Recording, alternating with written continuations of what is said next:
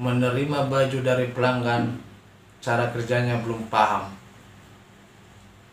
Iya, cara kerjanya belum paham.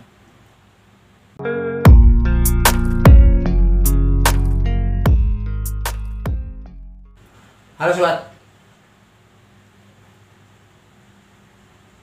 berjumpa lagi di channel saya, yaitu channel tentang membahas usaha laundry.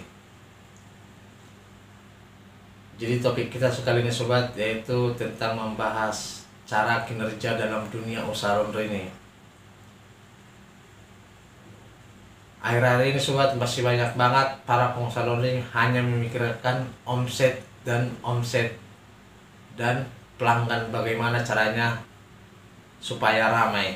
Itulah yang sering dipikirkan para pengusaha laundry ini. Sebenarnya sobat, kita tidak sadar penyebab omset kita menurun dan penyebab pelanggan kita tidak ramai. Sebenarnya sobat, itu semua dari cara kinerja kita. Kenapa saya bilang seperti itu? Banyak sobat para pengusaha laundry ini menerima baju dari pelanggan, cara kerjanya belum paham. Iya, cara kerjanya belum paham, dan akibat karena terobsesi untuk mengejar omset dan banyak pelanggan, kerjanya pun asal-asalan.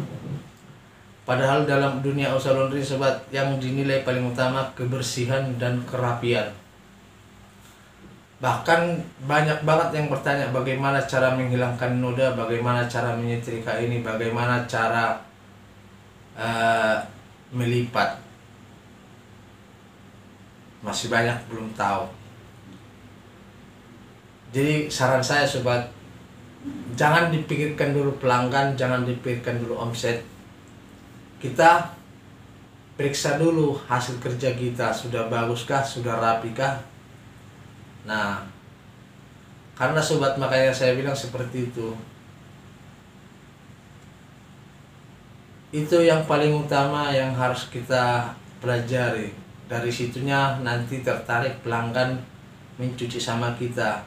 Salah satu contohnya, ada pelanggan yang sudah lama mencuci sama kita, otomatis dia nanti pasti memberitahukan sama teman-temannya, ini laundry ini hasil kerjanya bagus, rapi.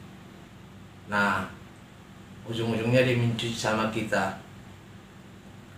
Nah, tapi kalau seandainya kurang rapi, yang udah lama pun bisa pindah dari kita. Nah, ini sobat saya jelaskan karena banyak banget saya lihat akhir-akhir ini hanya memikirkan pelanggan dan omset. Nah, jadi kalau bagi saya itu omset itu belakangan, sama pelanggan itu belakangan. Kita lihat hasil kerja kita dulu. Nah, sudah layakkah hasil kerja kita, sudah benarkah hasil kerja kita, sudah baguskah jika dilihat pelanggan. Nah, yang kedua sobat, kalau sudah bagus dia dan sudah rapi, bersih di mata pelanggan, kita pun nggak pala ragu lagi untuk menaikkan harganya. Karena kenapa? Ya benar-benar hasilnya bagus. Tapi banyak sobat tidak menyadari itu semua. Asal-asalan kerjanya, yang penting selesai. Bahkan adanya sobat, saya lihat para pengusaha laundry ini karena dia sudah habis akal cara menghilangkan noda, baik pun cara menyetrika, asal lipat aja dan asal cuci aja, tahu-taunya langsung dikomplain pelanggan. Nah, jadi cobalah dulu sobat, para sobat mempelajari hal-hal yang kecil di dalam dunia usaha laundry ini.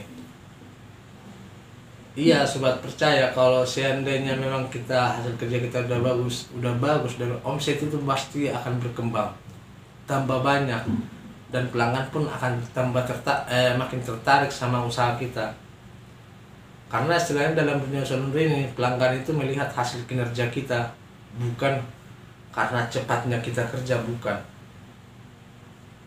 Nah itulah sobat, makanya sering saya sarankan, pelajari dulu ilmu dasar usaha laundry itu. Kalau seandainya kita buka usaha laundry, ada modal buka langsung beroperasi, ya sama aja. Nah jadi sobat, cobalah dulu lebih dalami dunia usaha laundry ini khusus pemula ya. Banyak yang pemula yang mengeluh laundrynya sepi, omsetnya tidak ada, cara kerjanya juga kurang paham dia.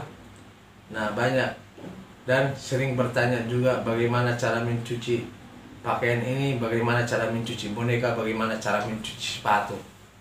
Nah itulah diakibatkan modal nekat. Modal nekat itu bisa-bisa saja sobat, sah-sah saja. Yang penting kita sudah memahami teorinya dulu. Bisa kita dengan modal nekat. Makanya pernah saya bilang, dalam usaha laundry itu kita harus benar-benar asah modal nekat.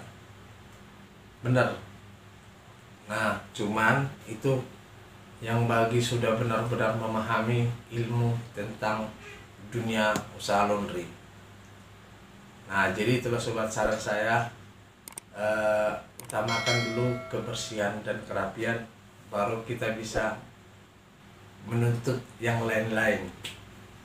Oke, kira-kira seperti itulah sobat video saya kali ini. Jangan lupa subscribe, klik tanda lonceng supaya tidak ketinggalan video-video saya berikutnya. Terima kasih, sampai jumpa.